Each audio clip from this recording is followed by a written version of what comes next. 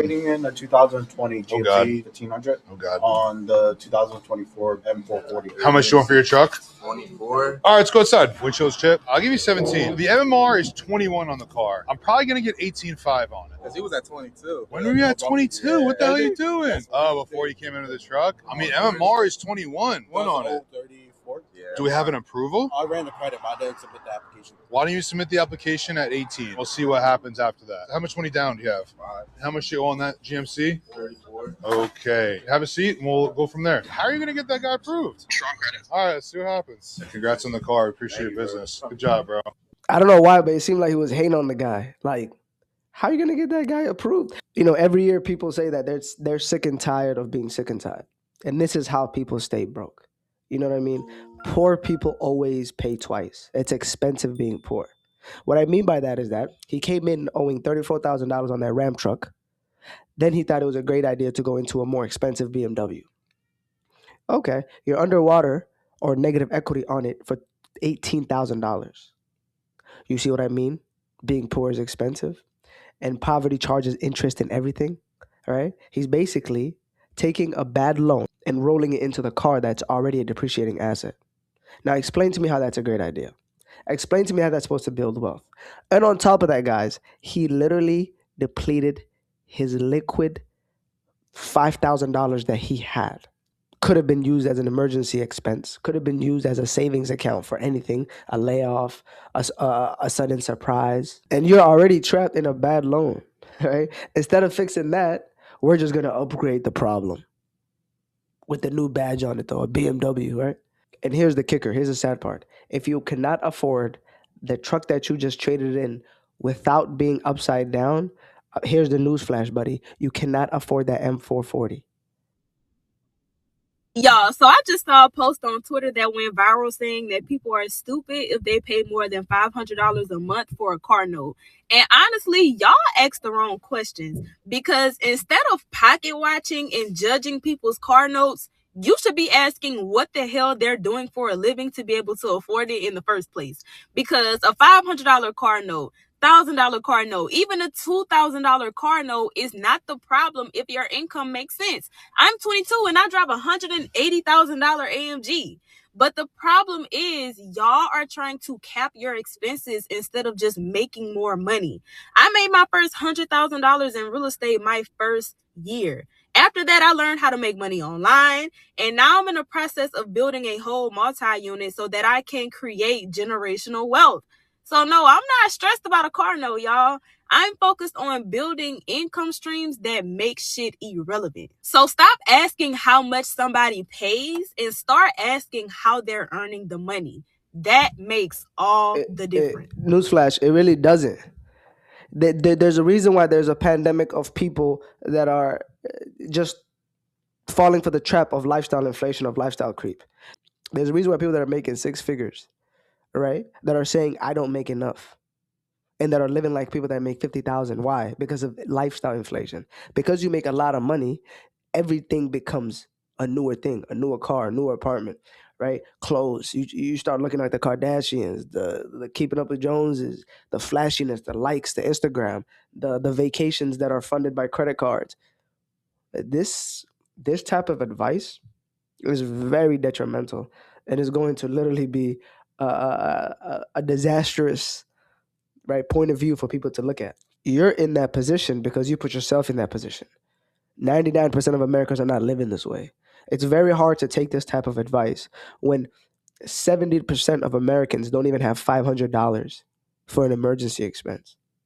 Like you're in a position, like you're in a very fruitful position. You're in a very successful, prosperous position.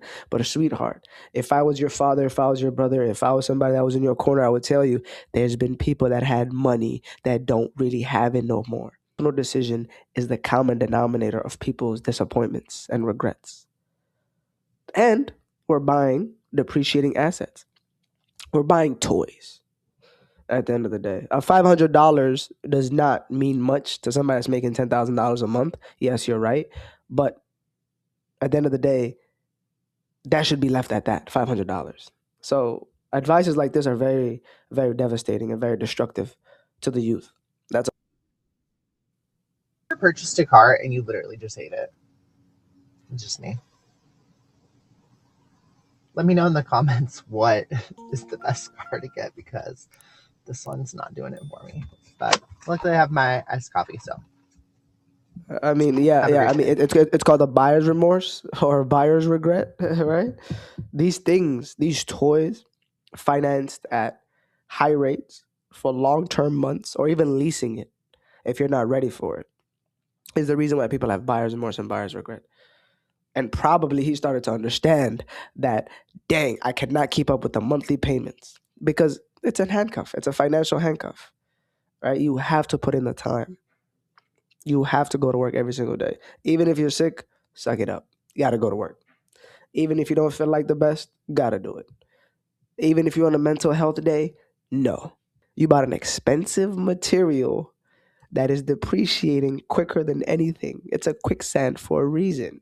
Somebody said, I bought a BMW, returned it within 6 months. Somebody said, I bought a Lexus GX. It's a big body, by the way, and returned it 7 months later. Trash. Here's my advice. And this is coming from a very caring position. Why don't you just go rent a car? Go to Enterprise, go to Hertz, go to any rental place and rent the car that you think you deserve. You rent it for 3 days. I promise you, that is how you kill the dopamine. That is how you get over that, you know, that rush of bad emotional decision.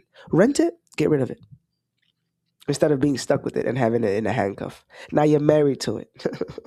And it's not a very fruitful relationship.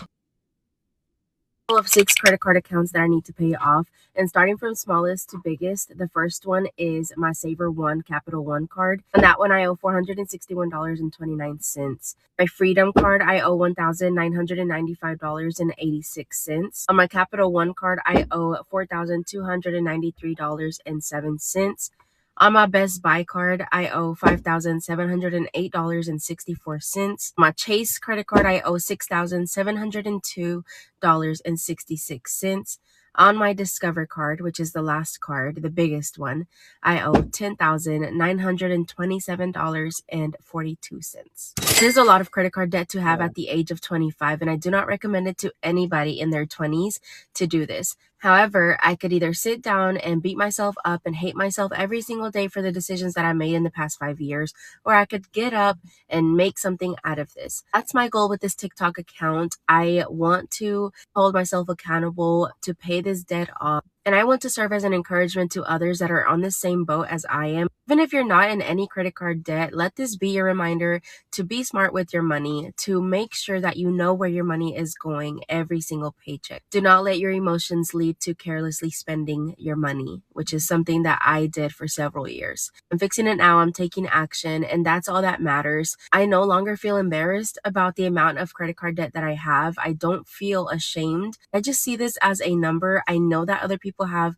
much more credit card debt than I do, and they seem to be fine. So I know that I'm going to be okay. Most people make that decision of ignoring them for such a long time, right? They can't look at it. It feels like this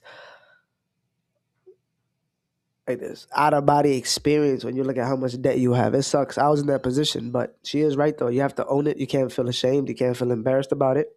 You got to put that big boy pants on and big girl pants on and get to it. And this is just a message because it's a brand new year. You don't want this holding you over for such a long time. You don't want it taking years of your life, right? What you do now matters, right? Live a hard life now so you can live a better life later. Live like nobody else so you can live like nobody else. Do what's hard so you can, you know what I'm saying, make everything else easy in your life. It's not easy. And I think I was in this position. I owed $20,000 in debt.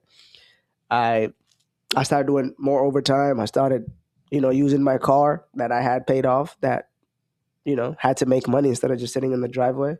Um, and I started doing Lyft and use that daily deposits and just to tackle down from the one that had the highest interest and then work my way down to the lowest interest because you are fighting a battle of just high interest at 28%. So it's not a fun position to be in. It's very detrimental. It's very depressing. It's just disappointing. It's very regretful because of idiocy, emotional decisions. right? That is based on consumerism, because most people that buy cards honestly just are funneling their lifestyle, and it's very depressing. But it also shows you that we just hit 1.2 trillion dollars in credit card debt nationally. So it's just everybody in America has credit card debt. There's Don't feel bad about it. You put yourself in that position. Now we have to problem solve. We have to get the gears moving. We gotta figure ways of problem solutions. And you need a personal development plan, a focus centered plan to tackle it. You might miss out on Friday nights or weekends with your friends. You might have to pick up extra shifts. But I promise you, you doing that is going to help you live better and prepare yourself for a better retirement, a life of more just fruitfulness, happiness, just less worry. But credit cards are a trap. I'm gonna end the video here, guys. It's a new year. Tackle your financial goals. Be the best version of yourself. Stop trying to copy other people. Destroy envy and jealousy. And start asking the questions of, am I seeking validation or am I seeking a valuable input? That is the question for this year. All that being said, make sure to like, comment, and subscribe. Share this with people that are like minded. Be good, do good. I'll catch you guys on the next one. Peace.